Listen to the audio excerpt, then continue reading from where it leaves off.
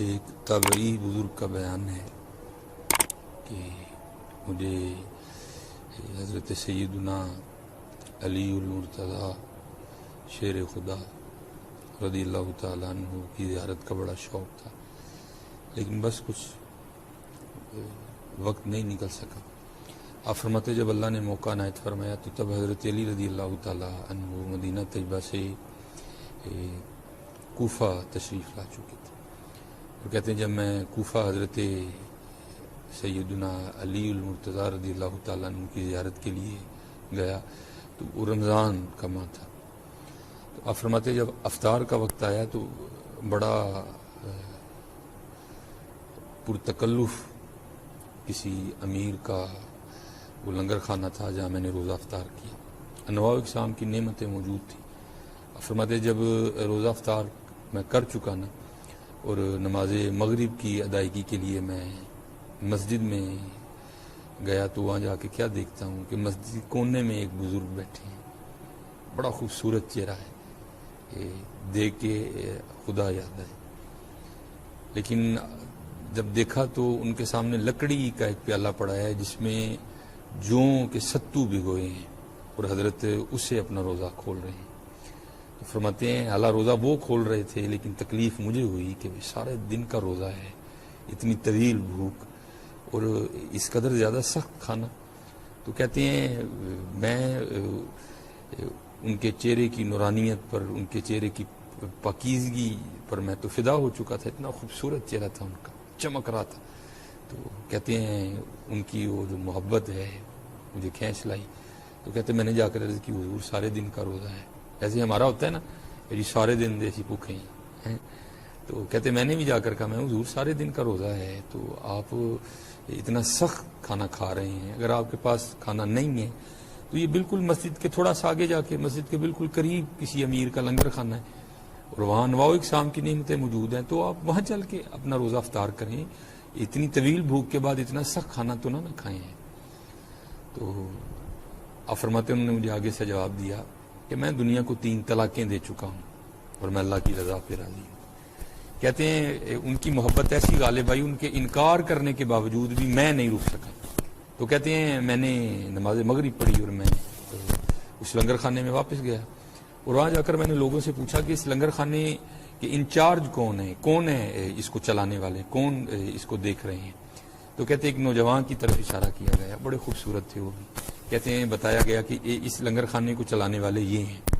کہتے ہیں جب میں ان کی خدمت میں حاضر ہوا اور میں نے جا کر عرض کی حضرت آپ کا اتنا بڑا لنگر خانہ ہے، خاص و عام آ کے آپ کے لنگر خانے سے روزہ افطار کر رہے ہیں، کھانا کھا رہے ہیں، انواع اقسام کی نعمتیں موجود ہیں، تو سخاوت کا ایک دریا بہہ رہا ہے آپ کے لنگر خانے میں، لیکن پاس ہی مسجد میں ایک بزرگ بیٹھے ہیں، بڑے خوبصورت چہرے کے وہ مالک ہیں، تو سارے دن کا طویل جو ہے نا وہ ایک روزہ ہے، طویل ایک بھوک ہے، تو ان کے سامنے لکڑی کے پیالے میں جوں کے ستو بھگوئے ہیں جس سے وہ روزہ کھول رہے ہیں۔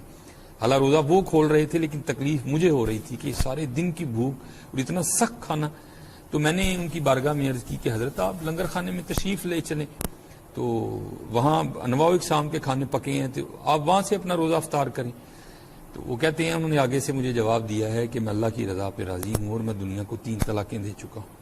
تو تابعی بزرگ کہتے ہیں وہ جو لنگر خانے کے انچارج تھے نا، انہوں نے مجھ سے سوال کیا کہ آپ کون ہیں؟ کہتے ہیں میں نے اپنا تعارف کروایا۔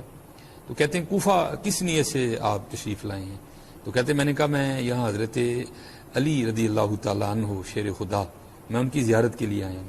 وہ فرماتے ہیں وہ نوجوان آگے سے مجھے پوچھتے ہیں کہ اس سے پہلے تم نے حضرت علی رضی اللہ تعالیٰ عنہ کو دیکھا ہے؟ تو تابعی بزرگ کہتے ہیں میں نے کہا نہیں دیکھا۔ تو آپ فرماتے ہیں وہ اپنا تعارف کرواتے ہوئے کہتے ہیں کہ وہ جن کو تو مسجد میں جو کہ ستو کھاتا چھوڑ کے آیا ہے وہ حضرت علی رضی اللہ تعالیٰ عنہ ہیں، اور میں ان کا بڑا بیٹا امام حسن ہوں، اور یہ لنگر خانہ جس سے تو ان کے لیے کھانا مانگنے آیا ہے یہ لنگر خانہ بھی انہی کا ہے۔ ہائے ہائے حضرت یہ تھا ہمارے اسلاف کا روزہ، کھانا نہیں حضرت، کھلانا اور خوب اپنے اللہ کو یاد کرنا۔ لیکن میں کسی کی کیا بات کروں، اپنی کروں گا حضرت، کھلانا تو دور دور تک نہیں ہے، بس کیا ہے کھانا ہے اور عبادت بھی نہیں۔ اپنا رمضان ضائع نہ کرو، میں نے کل بھی آپ سب سے یہی عرض کیا تھا، حضرت یہ کھانے کو 11 ماہ مل جائے گا، لیکن یہ نماز تراویح رمضان کا تحفہ ہے حضرت. کیا آپ کو 11 ماہ کا تراویح پڑھنے کے لیے؟ یہ رمضان کا تحفہ ہے بھائی. کیوں ہم نہیں تراویح پڑھ رہے ہیں؟ اور یہ کوئی ایک نہیں، آپ کتابیں اٹھا کے دیکھیں، کشف المحجوب پڑھیں، عوارف المعارف پڑھیں، آپ دنگ رہ جائیں گے ہمارے اسلاف کا روزہ ہوتا کیسا تھا. یہ بار بار نہیں، یہ بہار آنی. ہاں یہ بہار آئی ہے. یہ تراویح صرف رمضان کا تحفہ ہے. یہ 11 ماہ تو نہیں یہ معاملہ ہوگا کہ نوافل پڑھو تو فرضوں کا ثواب اور فرض پڑھو تو 70 گنا ثواب. نہیں، یہ رمضان کا تحفہ ہے. یہ اللہ سب کو لمبی زندگی دے، اللہ سب کی مشکلیں آسان کرے، اللہ ہمارے ملک کو کورونا سے نجات دے. زندگی کا کیا پتہ ہے. میں کسی کی بات کیا کروں، میں اپنے گھر کی بات کروں گا. پچھلے رمضان پہ میرے والد گرامی، میرا تصور بھی نہیں تھا کہ میرے والد صاحب اگلے روزے ہمارے ساتھ نہیں رکھ سکیں گے. میرے پیر و مرشد کے برادر اصغر حضرت علیم الحق ایڈوکیٹ، ہمارا تصور بھی نہیں تھا کہ علیم صاحب یہ روزے ہمارے ساتھ نہیں رکھ سکیں گے. بھائی اس کو غنیمت جانو. یہ انگلیاں یہ جو موبائل پہ ٹک ٹک ٹک ٹک چل رہی ہیں، کیا یہ اس طرح نہیں چل سکتی؟ سبحان اللہ سبحان اللہ سبحان اللہ، لا الہ الا اللہ، استغفر اللہ، اللہم صلی علی محمد وعلی آل محمد، الصلاۃ والسلام علیک یا سیدی یا رسول اللہ. یہ خوب محنت کرو، خوب محنت. سحری میں بھی ہم اتنا کھاتے ہیں کہ اللہ کی پناہ ہے حضرت. فجر کی نماز پڑھنا ہمارے لیے مشکل ہو جاتی ہے. بس ہم منتظر ہوتے ہیں سحری ختم ہو، بس ہم اور چارپائی ہو، بس ختم. نہیں بھائی، یہ سحریاں یہ سرگیاں کام بار بار آنی ہیں.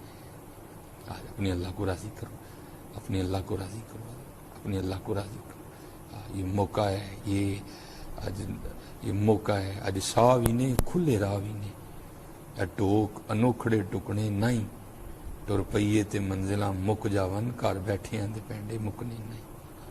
آج آؤ کریے، آؤ کریے، آج محنت کریے، آؤ محنت کریے، آؤ اپنے اللہ نو راضی کریے، آؤ اپنے اللہ نہ لو لا لے. انا للہ و انا الیہ راجعون. بھائی جانا ہے، اتنے نہیں رہنا، کوئی جانا ہے تو آؤ. جتھے جانا ہے وہ تیاری کریے، آؤ. جتھے جانا ہے وہ تیاری کریے، آؤ. جتھے جانا ہے وہ تیاری کریے، آؤ. حضرت جتھے جانا ہے وہ تیاری کریے. اپنے اللہ نو راضی کریے، اپنے اللہ نو راضی کریے. عذر بہانہ چلنا نہیں، جو آکھے سو کریے. دیگر نو جے ٹہنا ہوئے کانو کول کول مریے. آج اپنے اللہ نو راضی کرو، اپنے اللہ نو راضی کرو. اللہ ہم پہ رحم فرمائے، اللہ ہمیں پکی اور سچی توبہ کی توفیق عطا فرمائے. تاجدار ختم نبوت زندہ باد، زندہ باد.